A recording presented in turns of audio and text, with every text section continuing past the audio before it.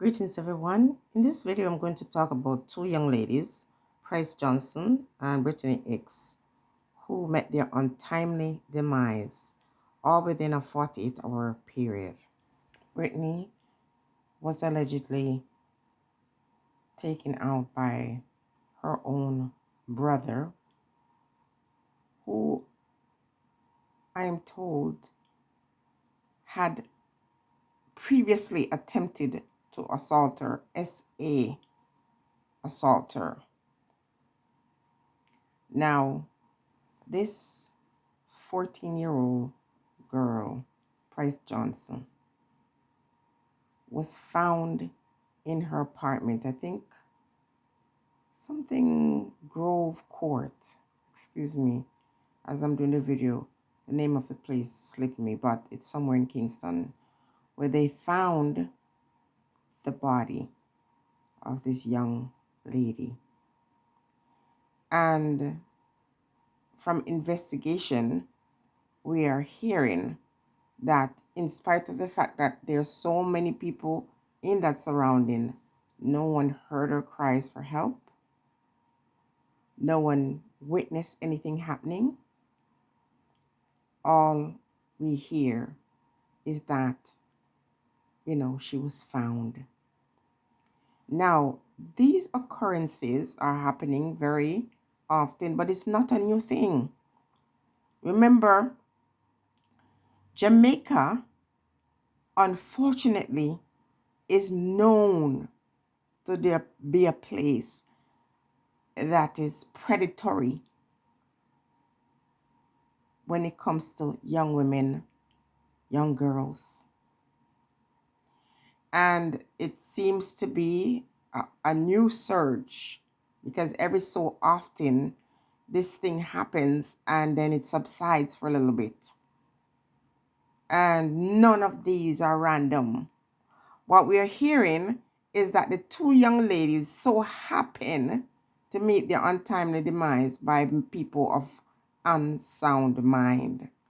And some people are saying that some of these individuals are not mentally ill. I beg to differ. It seems like a huge percentage of the population are people suffering from trauma that leads to mental disorder.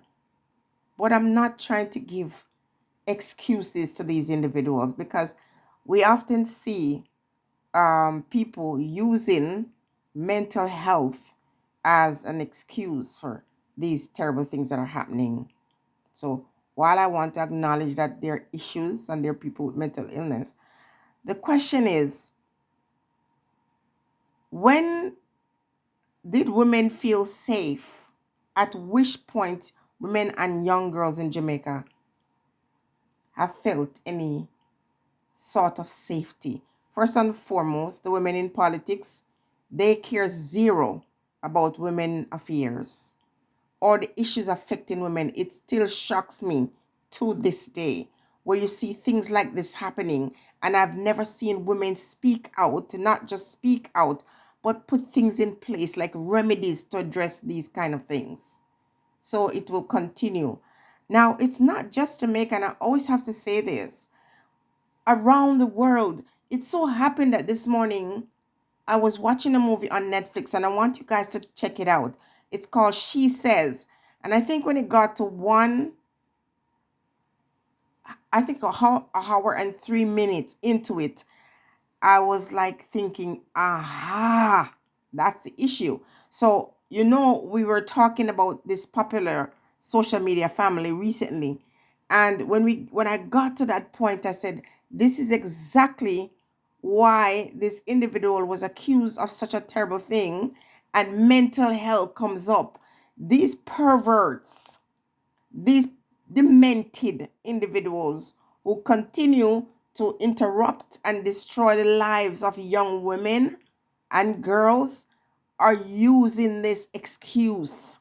They recognize it as a way to escape from prosecution. And there are times when individuals who are known pedos are known arpists, they will see someone in the community who is of unsound mind and set it up for those persons to be charged, because they know, for one, it's not going to be taken seriously. For the most part, there's nothing in place to remove these people of unsound mind off the street and lock them away for good, because that is the case. Where some people should be locked away for good, they should be in a mental institution and away from people. But Jamaica doesn't have these kinds of remedy to protect its citizens. And the very young women or girls are vulnerable to people who are predators, as well as people who are mentally ill. So this young lady met her on the timely demise. Nobody seemed to have known what happened. Nobody could tell. Apparently, she's in the house and no one heard her. Because guess what? We come from a culture of enablers. And people will know. Sometimes people are of the mindset that mind your own business, because your life could be threatened too.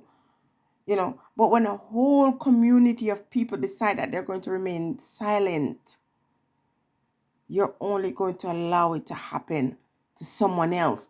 But until people find it on their doorstep, their silence becomes so powerful until they become the next victim.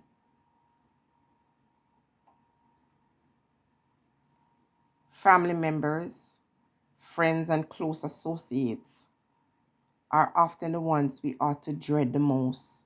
The ones that live in your household. They're the ones who pose the most danger to you or your loved ones. I've had these conversations time and time again. It's nothing new. It's very scary if you ask me. And for people who don't have the choice to just get up and leave from a particular community in Jamaica, or get up and leave from the country itself, they live with fear and anxiety, and that leads to mental illness as well. But I want to say also about BRITANY, a family member, her brother, allegedly did this to her and took her out. And we are hearing that is the one of unsound mind. But at this point, I will not say that the one of unsound mind did it. Because if truth be told, the other one could have done it too and blame it on the one of unsound mind. There's this pervasive demonic energy in Jamaica. And I told you guys a while back when I had that vision where I heard this big thump and the declaration that Gabriel was on the island. I also shared my vision with that cart going in front of the horse. Cannot be stopped. Until women recognize the power they have, like women of other places in the world, to come together to join forces to rebel, to call in no woman shows up for work.